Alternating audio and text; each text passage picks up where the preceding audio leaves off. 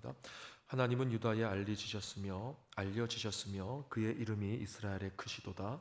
그의 장막은 살렘에 있으며 그의 처소는 시온에 있도다.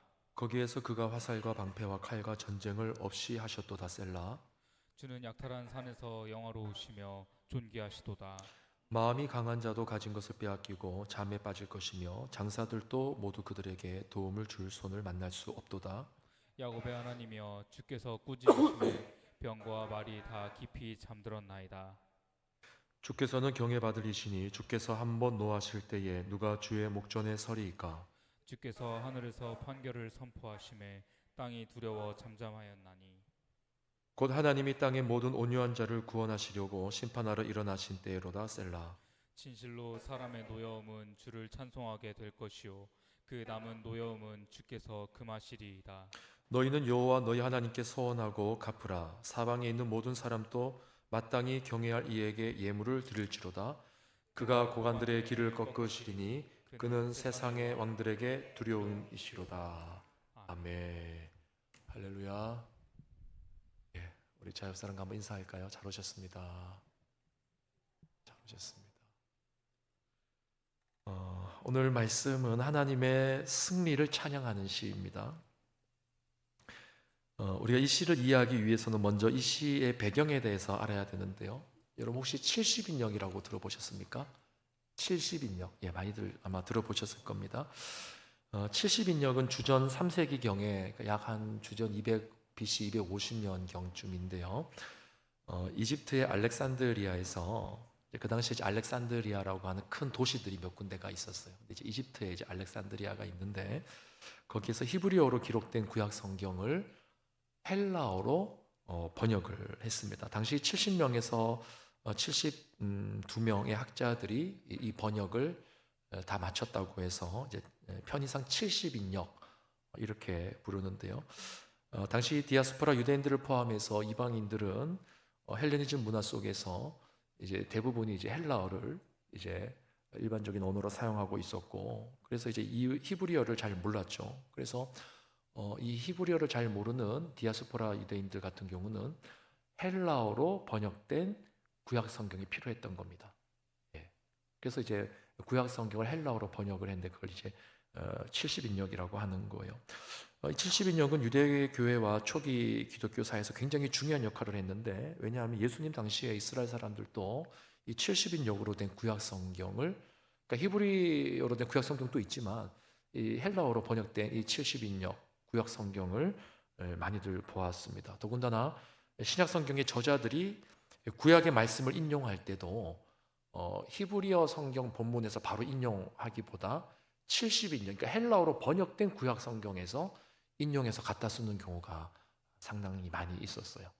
신약 성경에 그런 내용들이 많습니다. 따라서 학적인 면에서 다른 권위 있는 사본들과 비교해 볼 때 사실 70인역을 무시할 수가 없습니다. 상당한 부분 참고할 부분이 있기 때문에 굉장히 중요한 사본으로 인정이 되고 있는데, 제가 이렇게 길게 하냐면 이 70인역에 보니까 오늘 이 시에 대한 표제어가 뭐라고 되어 있냐면, 오늘 본문에는 이제 그 표제어가 없는데 70인역에는 이 표제어가 이렇게 되어 있어요. 아수르인에 대한 노래라고 되어 있습니다. 아수르인에 대한 노래. 자, 이게 무슨 말이냐면, 우리가 이제 지난 시간에 제가 이제 지난주 금요일은 없었고 그 전주 금요일에 10편 75편을 다루면서 그 75편의 배경에 대해서 한번 언급을 드렸었습니다. 이제 기억이 안 나시겠죠? 예. 예, 기억이 나시는 분도 계실 겁니다. 75편과 마찬가지로 이제 히스기야 왕 때 예루살렘을 위협했던 아수르 왕 사네립의 군대가 이제 하나님의 비상한 방법으로 패하게 된 사건이 있었는데, 시편 75편이 이제 그것을 배경으로 하고 오늘 우리가 보는 시편 76편도 동일한 사건을 배경으로 한다는 겁니다. 그래서 이것을 이제 아수르인에 대한 노래라고 말하고 있습니다. 그러니까 아수르인이 뭐 잘했다 이런 노래가 아니겠고, 아수르인이 패했다라고 하는 것에 대한 하나님을 찬양하는 그런 노래다는 것이죠. 그런데 이제 시편 75편과 이제 76편이 차이가 있다면 75편은 아직 승리하기 전입니다. 승리하기 전. 그러니까 승리하기 전이지만 하나님의 정확한 때를 믿고 기다리겠다, 하나님의 승리를 기다리겠다 하는 어떤 그런 이제 흐름으로 시가 진행이 됐고요. 근데 오늘 이 76편은 뭐냐면 기다리겠다고 하는 것이 아니라 이미 승리했다, 그러니까 승리한 다음 결과적인 차원에서 지은 시라는 거죠. 하나님의 완전한 승리를 가지고 노래합니다. 그래서 1절을 보세요. 1절에 보면 하나님은 유다에 알려지셨으며 그의 이름이 이스라엘의 크시도다라고 말합니다. 그러니까 누군가의 이름이 알려졌다. 예를 들어서 이상열이라는 이름이 울산에 알려졌다. 그러면 어떤 의미일까요? 유명해졌다는 뜻이죠. 예. 이상열이라는 이름이 대한민국에 알려졌다. 이거 뭐 유명해졌다는 것이죠. 예. 올림픽 때 지금 각종 메달을 따낸 선수들이 이름이 알려지지 않습니까? 유명해졌다는 것이죠. 승리했다는 거예요. 그러니까 하나님은 유다에 알려지셨으며 하나님이 온 유다 땅 가운데 승리자로 등극하셨다는 겁니다. 그래서 그의 이름이 이스라엘의 크시도다. 그러니까 이 고백은 승리자이신 하나님의 그 영광을 찬양하고 선포하는 시인 거죠. 자, 그래서 우리가 오늘 이 시를 볼 때는 이미 우리에게 승리를 주신 하나님, 그러니까 신약의 관점으로 보면 어둠의 권세, 마귀의 권세로부터 이미 우리에게 승리와 구원을 주신 하나님, 그 하나님을 우리가 굳게 믿고 신뢰하는 마음으로 이제 이 시를 읽을 수가 있어야 된다는 것이죠. 자, 그럼 이제 오늘 이 시에서 우리가 특별히 주목해야 될 부분이 무엇인지 한번 간단하게 살펴보길 원하는데요. 먼저 이 시는 크게 두 부분으로 나눠집니다.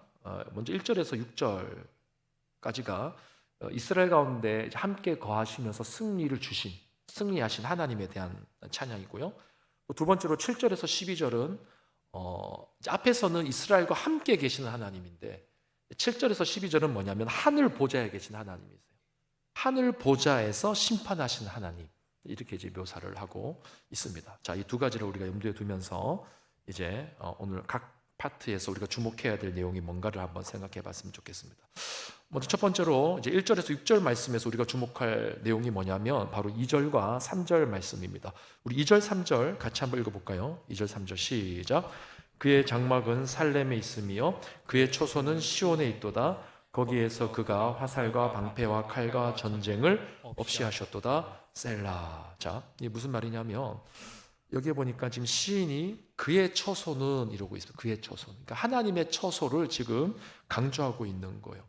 여기서 살렘이라고 되어 있는데 살렘은 예루살렘의 줄임말입니다. 그러니까 지금 시인이 하는 말이 뭐냐면 그의 장막은 살렘에 있으며 그의 처소는 시온에 있도다. 이렇게 말합니다. 여기서 말하는 이제 그 살렘, 시온, 이것은 하나님의 거처를 말하는 거죠. 하나님의 거처가 예루살렘 성전에 있다는 거예요. 자, 그런데 이제 우리 한글로 번역할 때는 뭐 장막, 처소 이렇게 번역했는데 이 단어를 이제 히브리 원문으로 보면은 이제 그런 의미도 있지만 또 상당한 용례가 어떤 용례로 사용되냐면 들짐승들이 동물들이 거하고 이제 거하는 이제 어떤 그런 토굴이나 혹은 어떤 굴 이런 것들을 나타낼 때도 이런 단어들을 사용하고 있습니다. 이게 무슨 말이냐면 지금 이 저자가 하나님의 이미지를 어떤 이미지로 그리냐면 여러분 시편이나 이제 선지서에 보면 이런 묘사들이 있거든요. 하나님이 사자와 같이 그의 굴에서 나와서 그의 백성들을 위해서 포효하신다. 뭐 이런 유사한 말들이 있습니다. 그러니까 지금 이 시의 저자가 하나님을 어떤 큰 맹수 사자와 같이 이제 그런 이미지로 비유를 하는 거죠. 그래서 그 하나님의 처소에 딱 숨어 있다가 이제 그 하늘 높은 줄 모르고 달려든 아수르 군대들을 딱 기다리고 있다가 이 사람들이 막 달려들 때 딱 나타나가지고 다 짓밟았다, 낚아챘다, 사로잡았다. 이런 이미지로 지금 시인이 노래를 하고 있는 것입니다. 그러니까 하나님의 거처에 하나님이 다 숨어 계시다가 기다리고 계시다가 그래 언제까지 오나 보자 기다리다가 딱 오는 순간 덮치시는 그런 어떤 하나님의 어떤 그런 이제 승리의 이미지를 그려주고 있는 것이죠. 그래서 3절을 보시면 거기에서란 말이 나오죠. 거기에서 그러니까 여호와의 처소에서 하나님이 사자와 같이 웅크리고 있는 그 굴에서라는 말입니다. 거기에서 그 처소에서 그가 화살과 방패와 칼과 전쟁을 어떻게 하셨다고요? 없이 하셨도다. 없이 하셨도다. 그러니까 이 거기에서라는 말이 1차적으로는 예루살렘 성전이지만 보다 근본적인 의미는 뭐냐면 하나님의 임재가 있는 곳을 의미하는 거예요. 여러분, 하나님의 임재가 있는 곳에서는요, 두려워할 필요가 없습니다.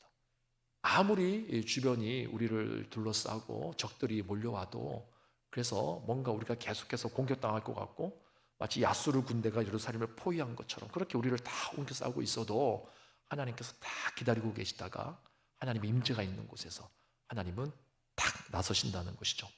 하나님의 임재가 있는 그곳에서 적의 화살과 방패와 칼과 전쟁이 다 패하게 되었다. 그 말을 하고 있는 겁니다. 다시 말해서 여러분, 우리의 영적 전쟁의 결론은 어디에 달려 있는가? 하나님의 임재에 달려 있다는 것이죠. 하나님의 임재. 여러분, 구약에서 하나님은 예루살렘 성전을 세상 통치를 위한 거처로 삼으셨습니다. 그러나 이제 신약으로 넘어오면 이 의미가 아주 확장이 되죠. 하나님이 어디에 거하신다고 되어 있습니까? 하나님이 거하시는 초소가 어디예요? 신약의 그 관점으로 보면 여러분들이 지금 망설이는 이유는 이것 같기도 하고 저것 같기도 해서 그런 거예요. 여러분이 생각할 때 이것 같기도 하고 저것 같기도 한 거를 제가 다 말씀드리겠습니다. 첫 번째는 교회. 두 번째는 성도. 하나님은 이제 교회와 성도를 하나님의 거처로 삼으신 거죠. 고린도전서 3장 16절에 보면 너희는 말씀이 있죠. 한번 같이 읽어볼까요? 시작. 너희는 너희가 하나님의 성전인 것과 하나님의 성령이 너희 안에 계신 것을 알지 못하느냐, 이렇게 말씀을 하셨어요. 그렇죠? 우리가 하나님의 성전인 것이죠. 그리고 보다 근본적으로 예수님께서는 자신의 몸을 성전에 비유하셨습니다. 잘 아는 말씀이지만 한번 우리 복습 차원에서 읽어보겠습니다. 요한복음 2장 19절에서 21절 시작. 예수께서 대답하여 이르시되 너희가 이 성전을 헐라 내가 사흘 동안에 일으키리라. 유대인들이 이르되 이 성전은 46년 동안에 지어졌거늘 내가 3일 동안에 일으키겠느냐 하더라. 그러나 예수는 성전된 자기 육체를 가리켜 말씀하신 것이라. 아멘.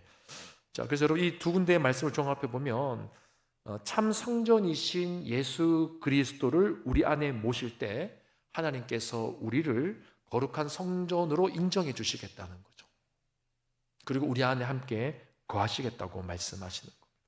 그러니까 하나님의 성령이 너희 안에 계시는 것을 알지 못하느냐라고 했을 때 이것은 하나님의 성령이면서 동시에 예수의 영이신 성령께서 우리 안에 거하심으로 예수님을 통해서 우리를 하나님의 거룩한 초소로 삼으신다라고 하는 것을 말씀해 주는 것입니다. 그리고 또 골로새서 1장 18절 말씀을 보면은요, 같이 한번 읽어보겠습니다. 시작.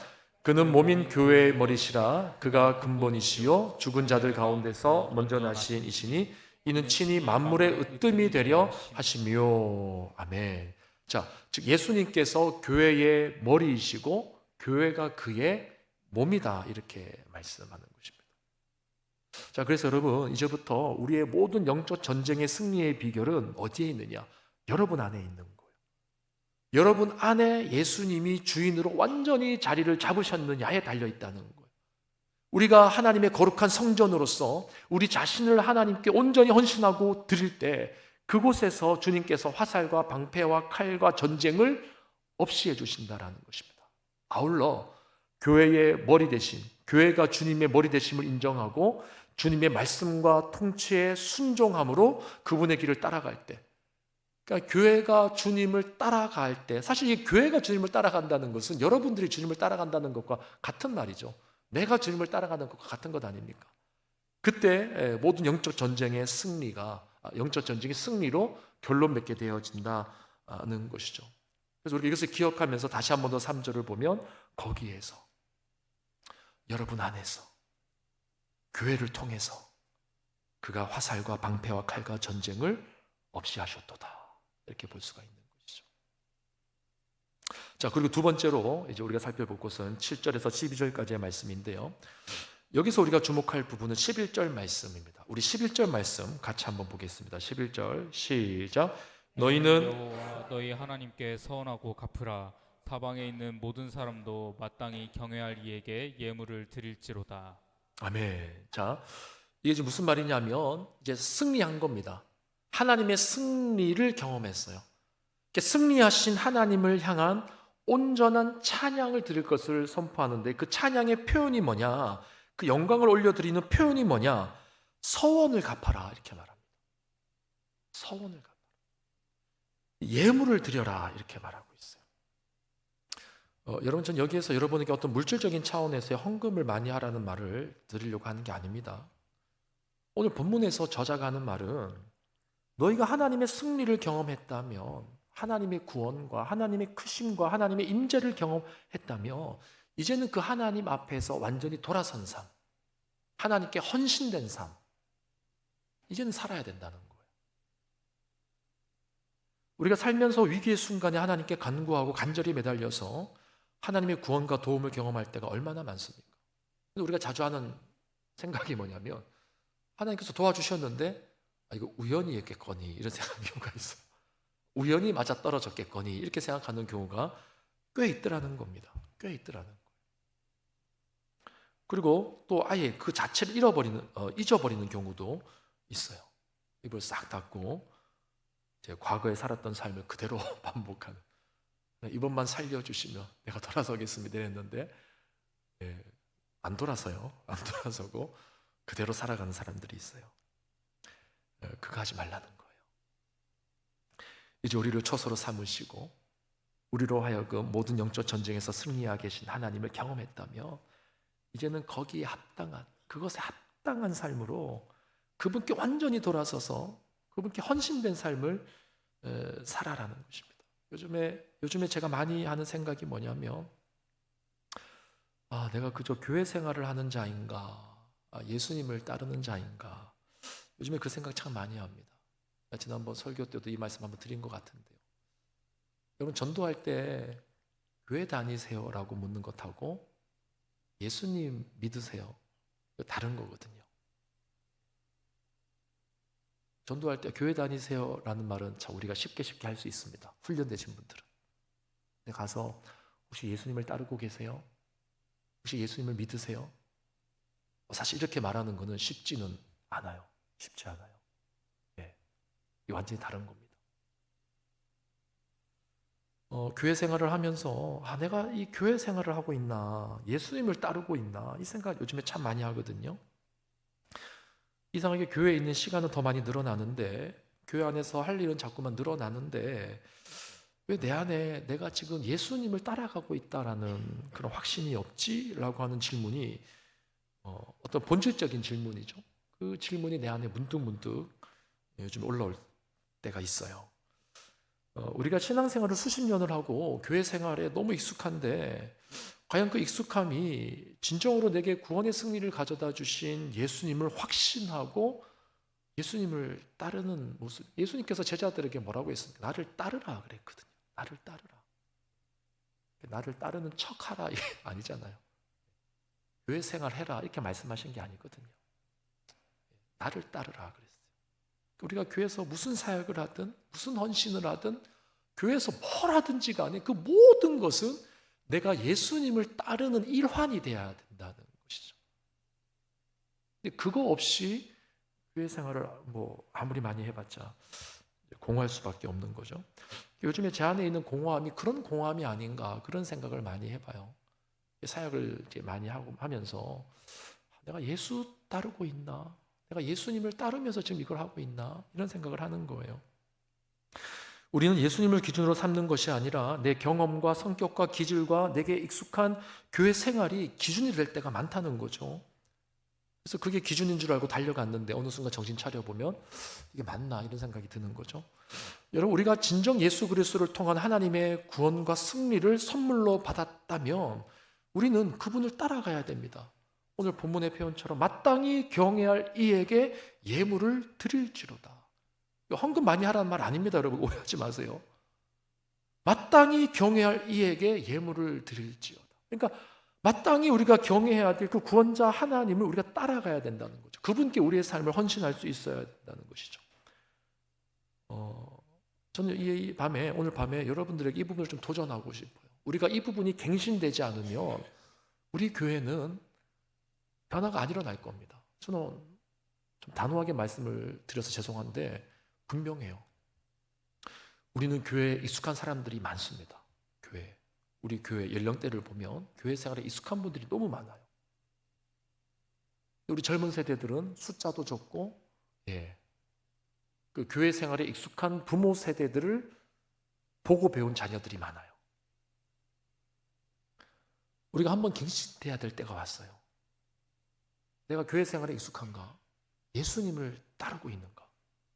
우리의 직분이 예수를 따르는 직분인가? 생각해 봐야 돼요. 요즘처럼 여름 사역이 많을 때는 이런 생각이 더 많이 드는 것 같아요. 우리 교사들이 주일학교를 섬길 때, 여름 사역을 섬길 때, 우리 청년들이 이제 요즘에 계속 이제 평일마다 나와서 밤에 수련회로서 기도를 하고 있거든요. 그 기도하러 나올 때 제 안에 이제 깊은 고민이 드는 거죠. 왜 나올까? 청년들이 기도하러 왜 나올까? 처음에 모여서 기도하자 그러니까 몇 명 안 모이더라고요. 그래서 이거 안 되겠다 싶어서, 저는 이제 자발적으로 하는 걸 원하는 사람이라 그래도 안 되겠다 싶어서 교육적인 차원에서 주일날 한번 앞에 나서 제가 광고를 했어요. 청년부 예배가 끝나고 나서 조금 세게 얘기했어요. 정확히는 기억이 안 났는데 뭐라고 말했냐면 이렇게 말했던 것 같아요. 수련회를 참석한다고 하면서 기도회에 단 한 번도 안 나오는 인간은, 제가 이랬나 봐요. 저도 모르게 인간은 이런 말이 나. 하여튼 그랬어요. 그래서 그랬는지 다음날 월요일날 그동안 나왔던 기도회 숫자보다 훨씬 더 많이 나왔더라고요. 제가 이제 그런 생각하는 거죠. 이게 뭐지? 이런 생각하는 거죠. 우리가 신앙생활을 왜 하는 것인가? 이런 생각을 해봐요. 정말 이것도 내가 예수님을 따르는 일환에서 예수님과 교제하면서, 주님 저 오늘 기도회 가기 싫은데 목사님 가라 그러는데 가야 될까요? 말아야 될까요? 뭐 이런 고민을 해보자는 거죠. 하나님 앞에서 기도하면서.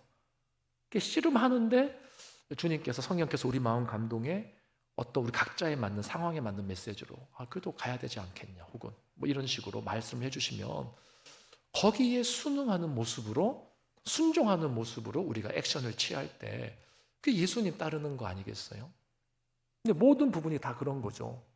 교회에서 섬기는 것, 직분을 감당하는 것, 교회에 오는 것, 주변 사람들 돌보는 것 다 마찬가지라는 겁니다.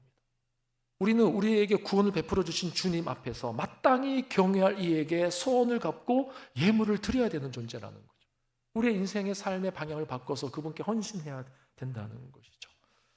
자, 여러분, 오늘 이 말씀을 우리가 가슴에 좀 새기시면서 오늘 이 시간 우리가 기도할 때는 정말 하나님, 내가 신앙생활에 익숙해서 신앙생활을 하는 게 아니라 정말 예수님을 따르는, 정말로 신앙의 갱신이 새롭게 일어나는 그런 모습이 되게 해달라고 좀 기도하면 좋겠고, 또 우리 영적 전쟁의 승리가 어디에서 온다고요?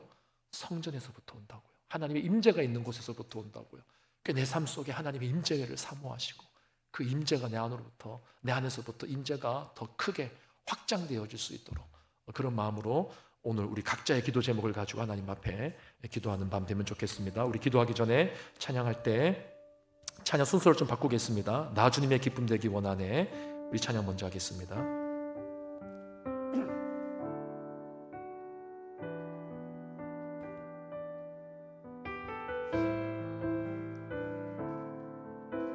나 주님의 기쁨 되기 원하네. 나 주님의 기쁨 되기 원하네. 내 마음을 새롭게 하소서. 내 마음을 새롭게 하소서.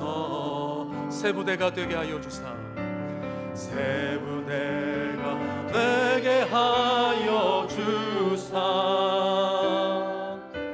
주님의 빛 비추게 하소서. 다시 한 번 더. 나 주님의 기쁨 되기 원합니다.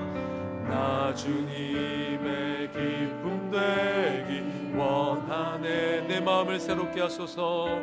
내 마음을 새롭게 하소서. 새 부대가 되게 하여 주사. 새 부대가 되게 하여 주사. 주님의 빛 비추게 하소서. 주님의 빛 비추게.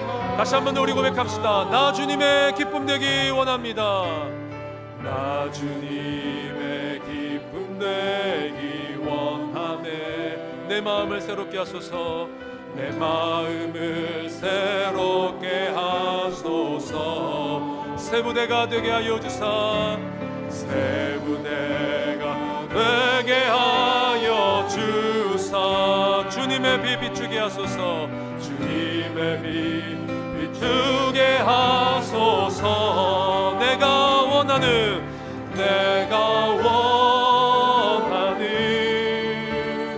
한 가지 주님의 기쁨이 되는 것. 내가 원하는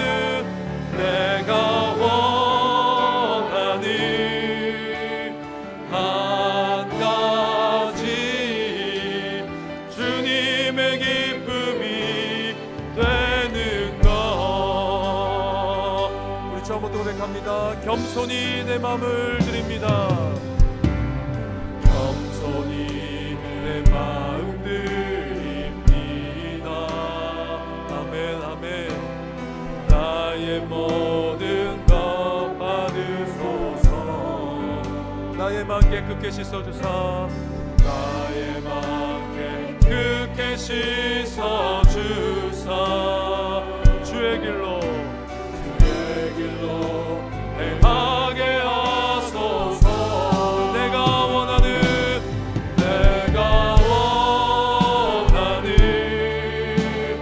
한 가지 주님의 기쁨이 되는 것. 내가 원하는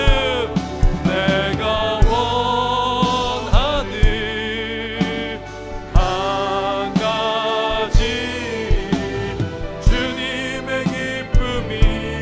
내가 원하는 한 가지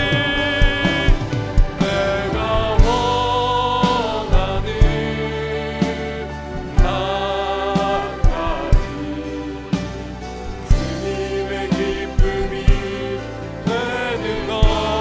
내가 원하는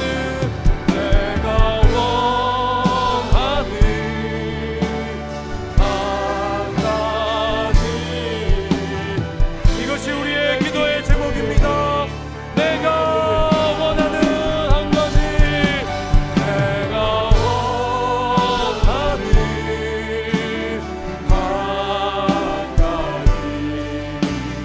주님의 기쁨이 되는 것. 내가 원하는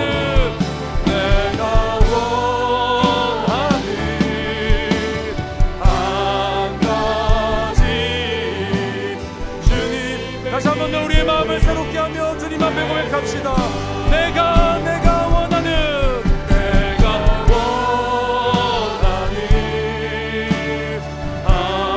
하나님, 우리의 헌신을 새롭게 하며 우리의 소원을 새롭게 하며 우리의 마음을 새롭게 하며 다시 한 번 더 구원에 감격하며 드립니다. 내가 원하는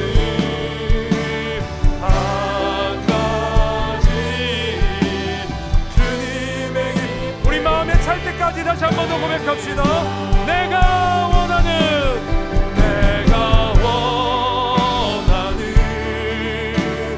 한 가지 주님의 기쁨이 되는 것. 내가 원하는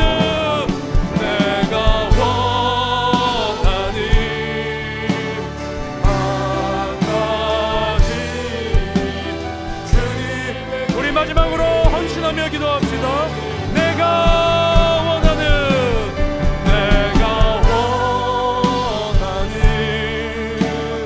한 가지 주님의 기쁨이 되는 것.